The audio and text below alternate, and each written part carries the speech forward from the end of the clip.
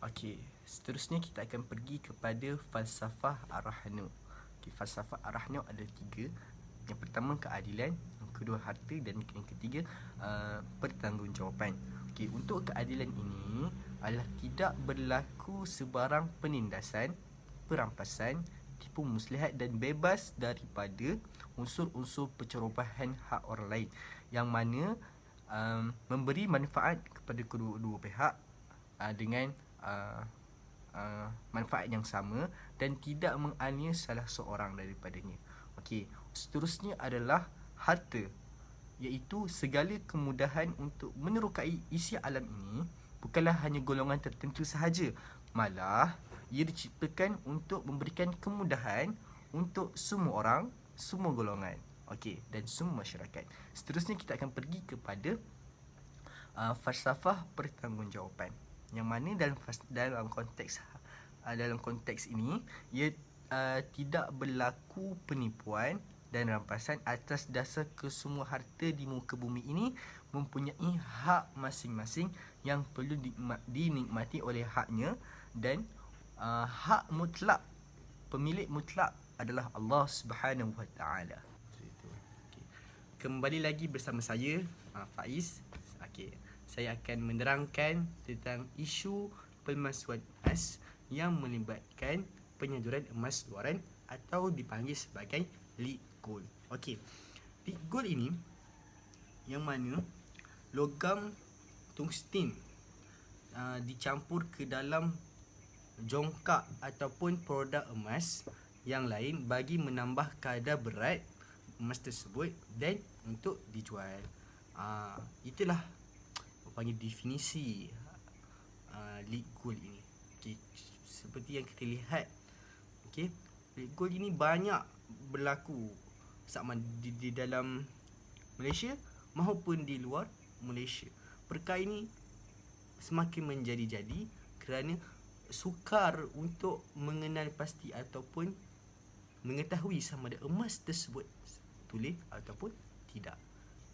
Okey, sehingga 31 Ogos tahun 2020 ini, KPDN HEP iaitu Kementerian Perdagangan Dalam Negeri dan Hal Ehwal Pengguna sudah mengeluarkan sebanyak 2,900 kompaun kepada peniaga yang menipu semasa timbangan dan membabitkan rampasan bernilai 1,823,983 dengan nilai kompaun sebanyak 416,350 yang berkaitan dengan penipuan emas ini. Banyak tak banyak? Seterusnya kita akan pergi kepada cabaran mengenai lead gold ini. Banyak sudah kaedah-kaedah dan teknologi yang digunakan untuk mengenal pasti pemalsuan emas ini. Okey, antara kaedah yang digunakan, okey, yang pertama adalah mesin densimeter, yang keduanya adalah ujian asid dan yang ketiganya adalah X-ray fluorescence XRF. Tetapi semua kaedah ini ada cabarannya.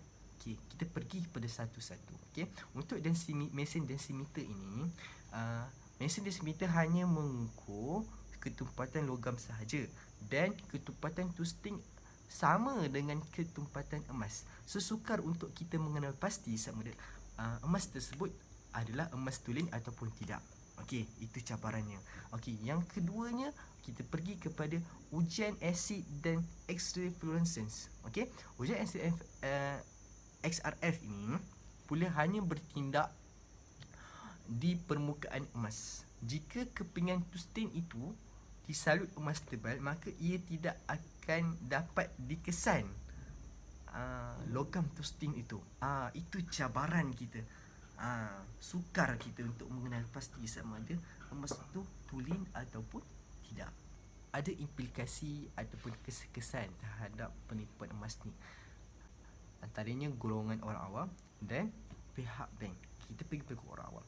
Orang awam ini mudah terpedaya disebabkan tidak mempunyai ilmu dan pengetahuan yang luas mengenai isu pemalsuan emas ini. Kiranya mereka ni mudah tertipu dengan sindiket-sindiket pemalsuan emas ini. Okey. Seterusnya kita iaitu pihak bank tempatan. Okey, dalam rekod pada tahun 2012, sebuah bank tempatan kerugian lebih daripada RM75 juta kerana terdapat ratusan emas palsu yang mengandungi logam tusting di dalam akaun emas Arahnu. 75 juta kot, rugi. Rugi, betul-betul rugi. Bagaimana kita nak mengatasi pemalsuan lead gold ini? Pasti sama ada lead gold ini adalah emas ni adalah emas betul ataupun lead gold. Okey. Cara dia yang pertama, kita boleh potong emas tu. Kita boleh tahu selalu emas tu kalau kita potong. Sebab bila kita potong, kita dapat lihat perbezaan kepingan logam emas dan kepingan logam tustin yang berwarna putih. Dari situ kita boleh lihat beza dia. Okey. Tapi takkanlah kita nak pergi, contohlah kalau kita pergi kedai, kita nak tahu sama ada emas yang dia jual ni emas betul ke lead gold. Takkan kita duduk depan-depan si seller tu kita potong kan? Tak boleh lah. Jadi sukar jugalah kita nak guna cara ini. Okay, sebab itulah lead gold ini menjadi-jadi. Okay. Tapi salah satu cara dia macam tu lah. Kita nak mengenal pasti, ataupun kita minta dia, kita sudah dikikir sikit macam tu lah. Okay. Seterusnya, yang kedua adalah mana pihak NMIM ni, National Metrology Institute of Malaysia, memperkenalkan bahan rujukan standard emas MyRM Gold bagi memastikan semua alat pengukur ketulinan emas berdasarkan unit sistem antarabangsa SI unit. Okey. Mesin teknologi canggih ni yang digunakan untuk mengenal pasti emas tu sama ada emas tu tulen ataupun tidak, yang saya beritahu tadi pada awal tadi. Okey. Kita kalau kita menggunakan SI unit ataupun kita menggunakan kaedah yang lebih terperinci kita, disebabkan tustin dengan emas ni dia bukan exactly sama tapi hampir sama. Sehingga kalau kita guna teknologi canggih dan menggunakan unit sistem antarabangsa ni, SI unit ni, kita dapat kesan walaupun beza sedikit, kita dapat kesan lead gold ini. Macam tu lah. Okay, sekian.